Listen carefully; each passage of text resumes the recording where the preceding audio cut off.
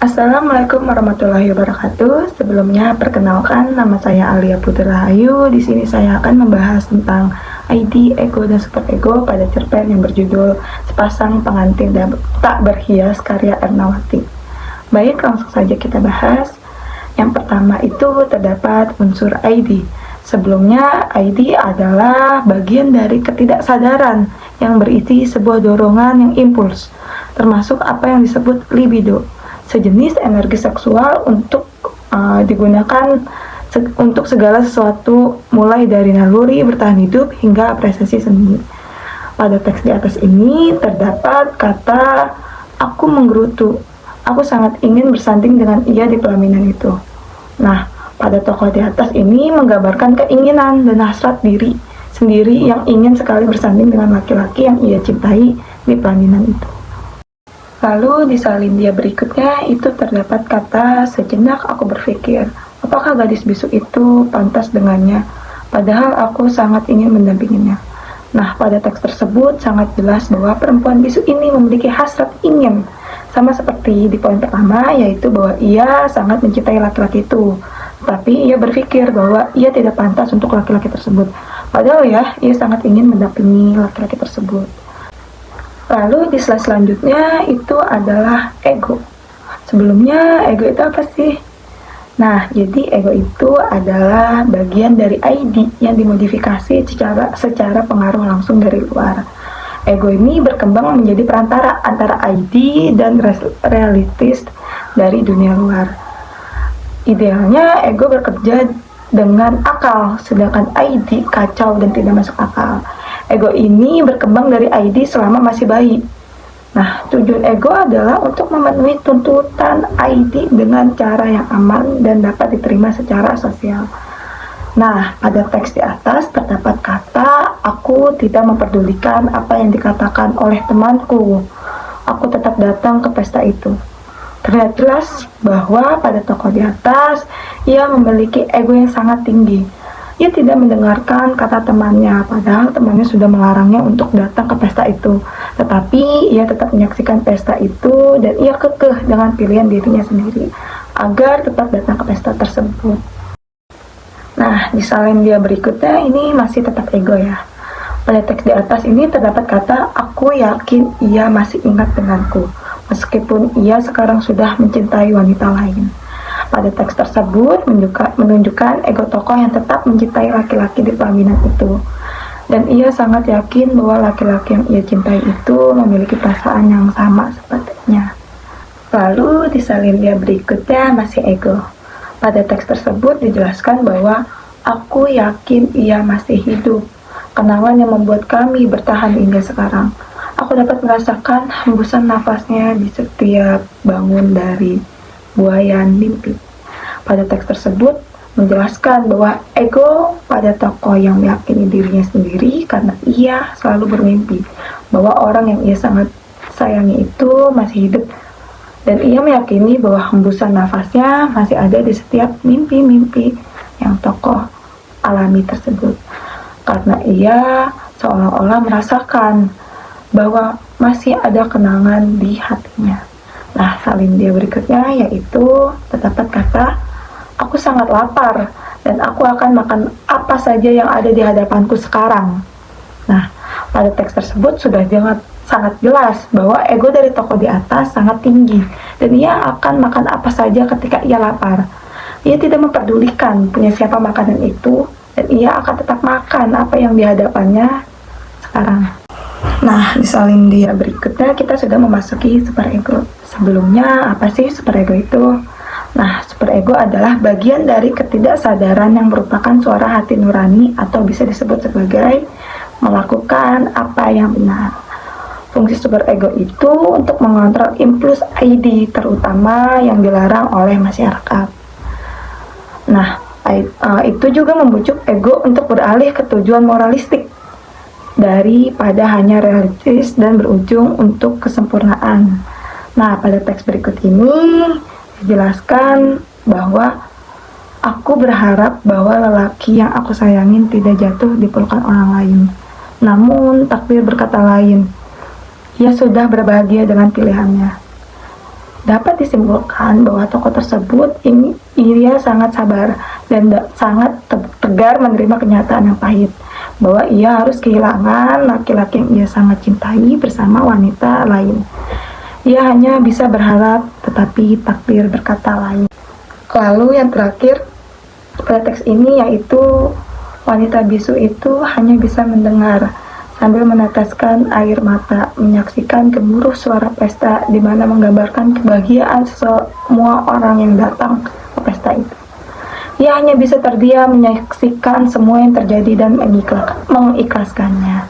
Pada teks tersebut menggambarkan bahwa tokoh di atas sangat ikhlas menyaksikan semua yang terjadi. Ia tetap menghadiri pesta tersebut, namun ia hanya bisa menangis dan mengikhlaskan laki-laki yang ia sangat cintai. Nah, baik, cukup sekian pemaparan saya, kurang dan lebihnya mohon dimaafkan. Saya tutup dengan pantun ya. Beli buah mangga sama si Ata, hutan rimba banyak dosanya. Mohon maaf jika banyak salah kata, namanya juga manusia. Sekian dari saya. Wassalamualaikum warahmatullahi wabarakatuh. Halo, saya Muhammad Andika Saputra. Pada kesempatan kali ini saya akan membahas ID, ego, dan superego yang ada dalam cerpen yang berjudul Pesan Mimpi. Baik, langsung saja. Yang pertama ada unsur ID. Padahal aku sangat ingin memiliki teman meski satu orang saja. Nah, mengapa ini masuk ke dalam unsur ID? Karena ID itu adalah sebuah keinginan, harapan, atau sebuah hasrat yang dimiliki oleh seorang tokoh. Jadi di sini dia masuk ke ID karena tokoh ini ingin sekali memiliki teman. Baik, berikutnya unsur ID lagi. Terlintas di benakku, aku ingin membantu meringankan beban ibuku. Lagi-lagi di sini seorang tokoh ini mempunyai keinginan, yaitu keinginan untuk meringankan beban ibunya. Jadi karena ini merupakan keinginan sebuah tokoh, maka ini masuk ke dalam unsur ID. Baik, berikutnya unsur ID lagi, yang ketiga ada ayah, aku berjanji kepadamu, aku akan selalu mengingat semua nasihat-nasihatmu. Aku harus bertekad kuat. Aku akan berusaha sungguh-sungguh untuk menjadi seorang yang sukses di masa depan, ayah. Ini sebuah keinginan yang kuat, tekad yang sangat kuat dan sungguh-sungguh dari seorang tokoh untuk menjadi seseorang yang sukses di masa depannya, agar ayahnya ini menjadi bahagia gitu. Jadi ini masuk ke dalam unsur ID-nya. Baik, berikutnya ada unsur ego. Yang pertama ada, aku tidak tahu apa salahku, tapi aku menyadari kalau aku hanyalah anak dari keluarga yang miskin. Mungkin mereka semuanya malu berteman denganku. Ini masuk ke dalam unsur ego, karena ID-nya tadi itu adalah dia ingin memiliki satu orang teman saja gitu, meskipun sedikit, tapi yang penting dia punya teman, karena tidak ada seorang pun yang ingin berteman dengannya. Jadi dia di sini ego, yang artinya tindakan atau suatu realitas yang harus dia ambil oleh sebuah tokoh ini. Dia introspeksi dirinya sendiri. Dia menyadari bahwa dia hanyalah anak orang yang miskin, dan dia menyadari mungkin temannya tidak mau berteman dengannya. Baik, berikutnya unsur ego yang kedua. Meskipun sekolah sangat banyak menyita waktuku, sampai-sampai aku tak sempat membantu ibu di sawah.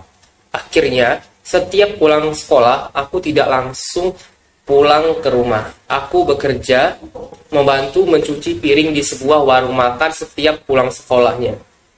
Ini ego dari sebuah unsur ID yang dia ingin membantu ibunya tadi. Nah, dia akhirnya egonya ini, dia pulang sekolah, dia itu tidak langsung pulang ke rumahnya, tetapi dia membantu mencuci piring di sebuah warung makan setiap pulang sekolahnya untuk menambah menambah uang untuk membantu ibunya, seperti itu. Kemudian berikutnya, unsur ego yang ketiga, kesedihan malam pun berganti menjadi pagi yang penuh tekad kuat panas membara. Selesai sholat subuh, aku sudah berangkat karena aku harus berjalan kaki menuju sekolahku. Semua itu dikarenakan sepedaku masih belum diperbaiki. Nah, unsur ego di sini menyatakan bahwa dia itu harus pergi ke sekolah dengan berjalan kaki. Awalnya dia itu memiliki sepeda, tetapi sepedanya itu rusak, bannya pecah. Akhirnya dia sebenarnya keinginannya itu menaiki sepeda, menambal ban, tetapi dia tidak punya uang. Jadi egonya di sini dia menyadari kalau dia itu tidak bisa naik sepeda lagi, yang akhirnya dia memilih untuk berjalan kaki supaya tetap berangkat ke sekolah. Berikutnya, unsur superego. Aku sering kali diejek, dicaci, ataupun dimaki oleh teman-temanku. Karena orang yang bersabar, aku harus tetap tegar. Karena orang yang bersabar adalah orang yang disayangi Tuhan. Ini jelas sekali bahwa superego adalah suatu tuntunan atau nasihat atau yang berasal dari orang tua atau pepatah seperti itu, yang intinya ada amanat di sini, yaitu dia tetap tegar. Tokoh ini dia tetap tegar karena dia percaya orang yang sabar adalah orang yang disayangi Tuhan. Berikutnya, unsur superego yang kedua. Aku selalu ingat kata-kata ayahku. Jika kau mau sukses, ingatlah nak. Tidak ada yang tidak mungkin. Jika orang bisa, kenapa kita tidak bisa? Pesan itulah yang memotivasi diriku setiap saat, yang membuat aku tetap bertahan. Di sini nasihat lagi yang didapatkannya dari seorang ayahnya. Ayahnya berpesan, jika kau mau sukses, kuncinya itu rajin, amanah, dan sabar. Terus, dia menegaskan lagi, kalau orang lain bisa sukses, kenapa kita tidak bisa? Jadi, insya Allah kita itu pasti bisa juga sukses. Asal kita bisa rajin, amanah, dan sabar tadi. Jadi, ini masuk ke dalam unsur superego. Berikutnya, unsur superego lagi. Di sepanjang malam aku hanya berdoa kepada Tuhan, semoga bisa menempatkan ayahnya di sisi yang paling baik. Aku belum bisa membalas semua jasa-jasa ayahku, mungkin hanya dengan doaku, ayah akan sedikit tenang di sana. Tidak, aku tidak boleh lemah, Tuhan lebih menyayangi makhluk yang kuat daripada yang lemah.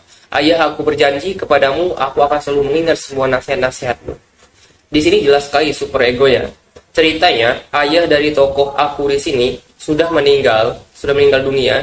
Jadi dia itu sepanjang malam berdoa kepada Tuhannya untuk ayahnya bisa diberikan kelapangan kuburnya.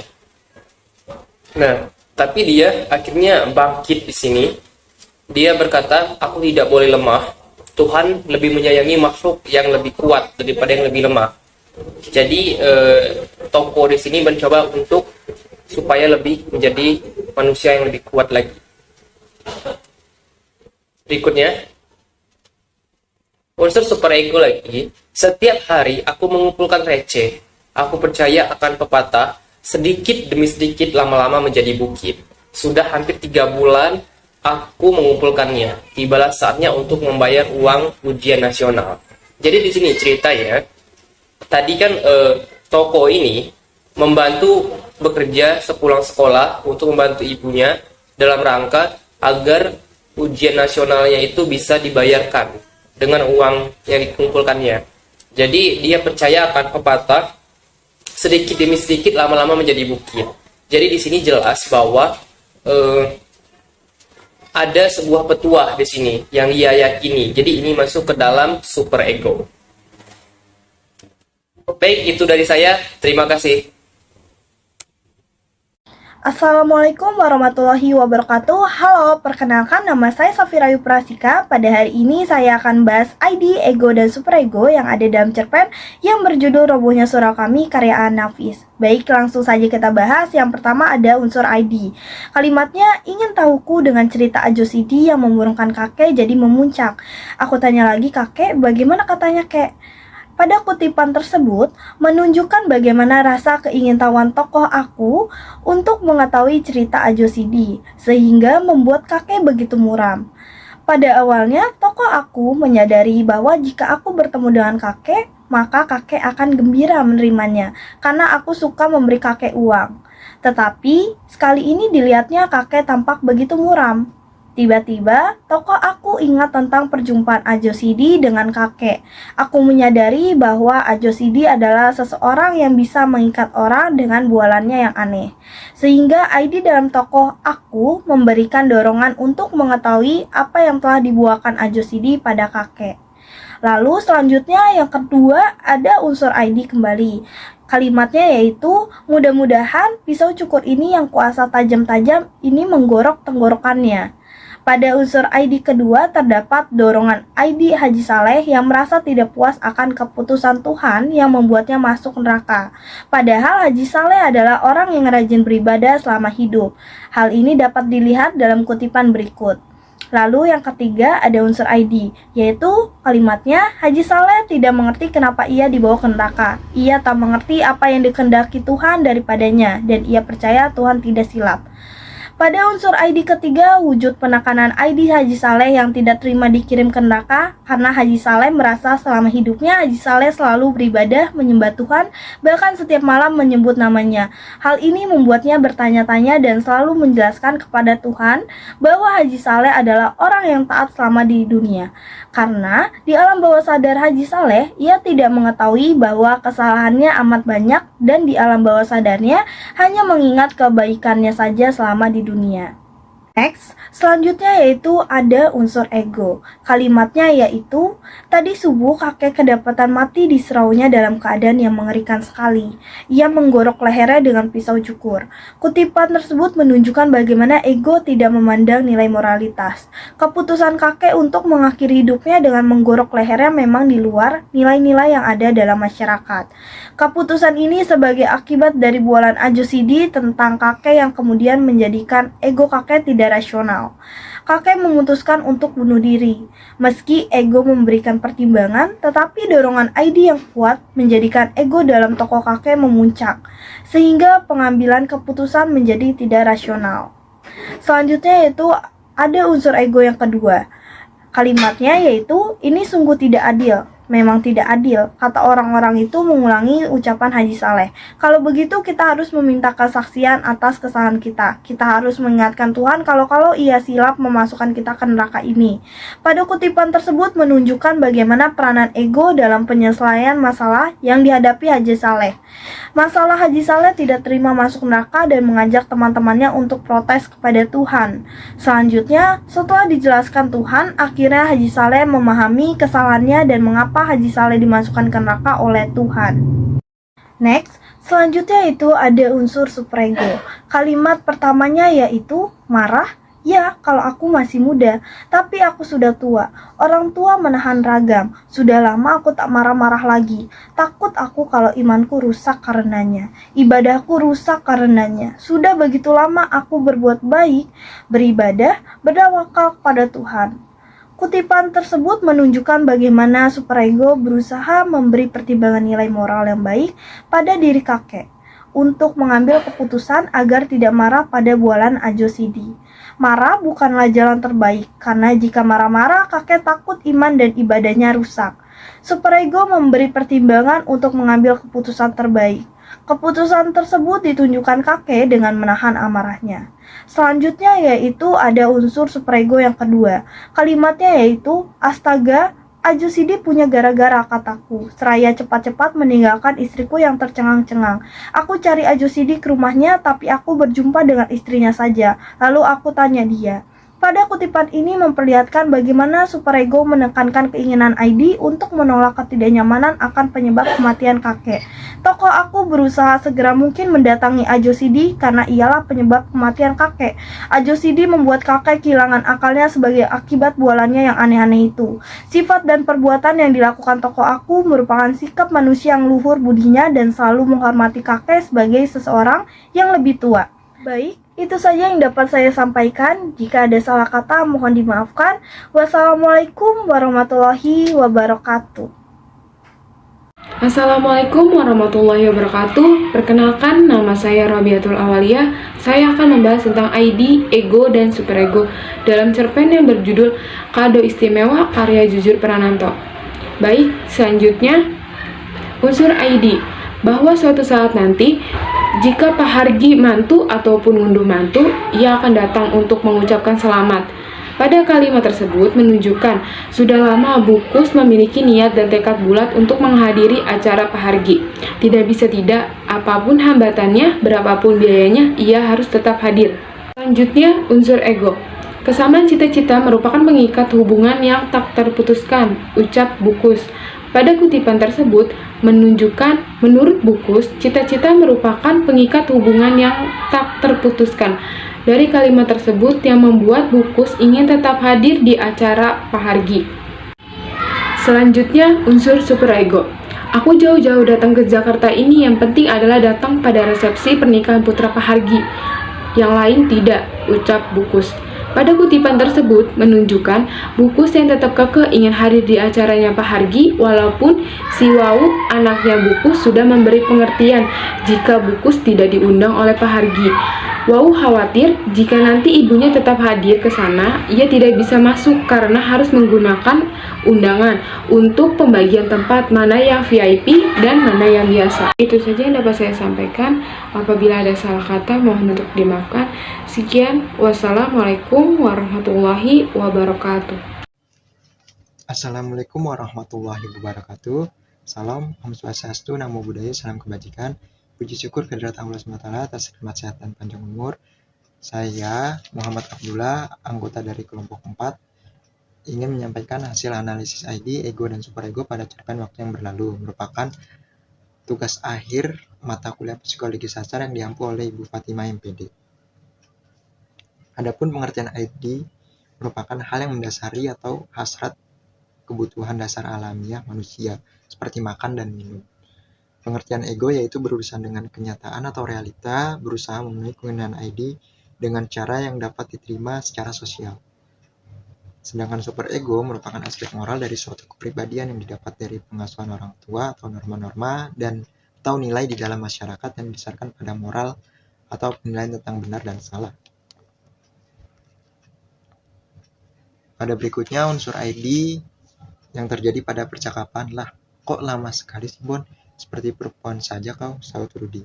Dari percakapan itu bahwa tokoh Rudi ingin sekali dibukakan pintunya agar cepat-cepat bisa berbincang atau berbicara tentang pengalaman kerja dengan temannya tersebut.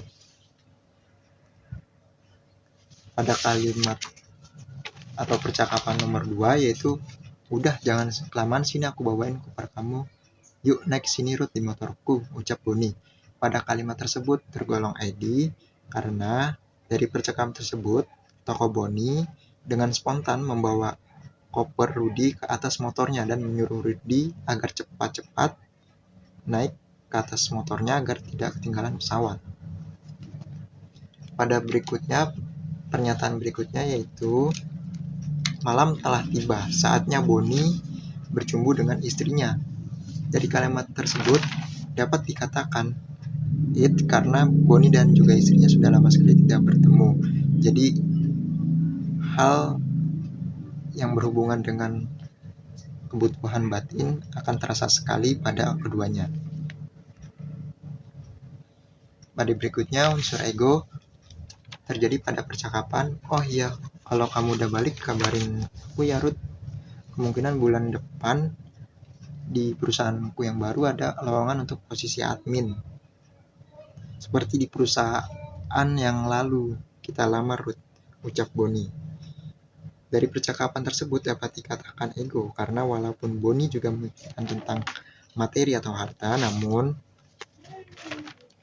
ia mengabari info lowongan kerja terbaru untuk temannya Rudi, karena baru saja Rudi mengeluarkan surat unduran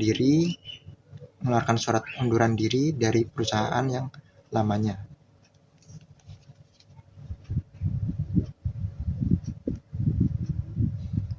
Unsur ego berikutnya yaitu terjadi pada percakapan. Ya, ini juga buat untukmu juga. Kobon, kan kita udah bersahabat sejak lama, dan aku juga satu kos dengan Ikau, Bon, ujar Rudi. Pada percakapan itu, maksudnya Rudi sebenarnya bisa saja menghabiskan bantuan yang telah diberikan oleh pihak kepolisian sendirian, karena telah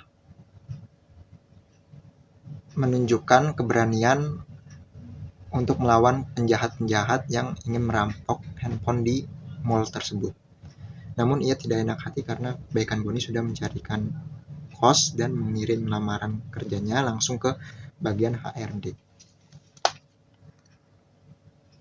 Unsur ego berikutnya terjadi pada pernyataan, walaupun mereka berdua merantau jauh ke kampung orang, mereka berdua tetap menafkahi keluarganya masing-masing. Dari kalimat di atas dapat dikatakan ego bahwa bisa saja mereka berdua, yaitu Boni dan Rudi, menuruti hawa nafsu mereka sesaat, tetapi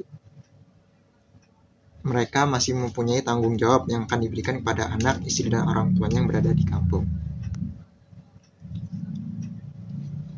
Yang berikutnya ada unsur superego yang terjadi pada percakapan. Iya nih, aku kesini karena mau mengundurkan diri dari kerjaan yang sedang dijalani saat ini, Bon, ucap Rudi. Percakapan tersebut dikatakan superego karena Rudi sadar bahwa ia bekerja selama ini hanya untuk mencari materi saja atau harta, tanpa mempedulikan kepuasan lahir dan batin dari orang tua, anak, dan istrinya yang ada di kampung halaman. Sebenarnya bisa saja Rudi melanjutkan kerjanya atau menginginkan hawa nafsunya sesaat, namun teringat istri, anak, dan orang tuanya yang berada di kampung. Unsur superego berikutnya terjadi pada percakapan. Masih ingat pulang kamu, Bang? Saut istrinya.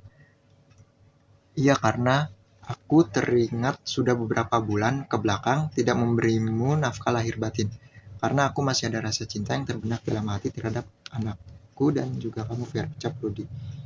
Dari percakapan tersebut bahwa istrinya Rudi yang bernama Vera tampak sudah sangat kesal sekali karena sudah lama sekali tidak diberi nafkah lahir dan batin oleh Rudi. Tapi mendengarkan atau mengatakan Rudi masih ada cinta yang terbenak dalam hati, sehingga perasaan marah dan kesal pun Vera segera hilang dan ingin sekali memeluk dirinya atau memeluk Rudi. Dan unsur superego terakhir terjadi pada kalimat atau pernyataan. Pada keesokan harinya Rudi berangkat lebih awal atau lebih pagi karena untuk memenuhi kebutuhan anak, istri, dan ibu kandungnya di kampung. Pada kalimat tersebut dikatakan superego karena Rudi mempunyai kesempatan sama pada perusahaan tempat dia bekerja, yaitu untuk mengumpulkan harta atau materi atau menuruti hawa nafsunya belaka. Namun ia tidak hanya memikirkan untuk dirinya sendiri, tetapi sekarang Rudi sudah bisa perlahan-lahan memenuhi kebutuhan lahir dan batin istri, anak, dan ibunya di kampung. Demikian penjelasan unsur ID, ego, dan superego dari saya. Kurang lebihnya mohon maaf. Wassalamualaikum warahmatullahi wabarakatuh.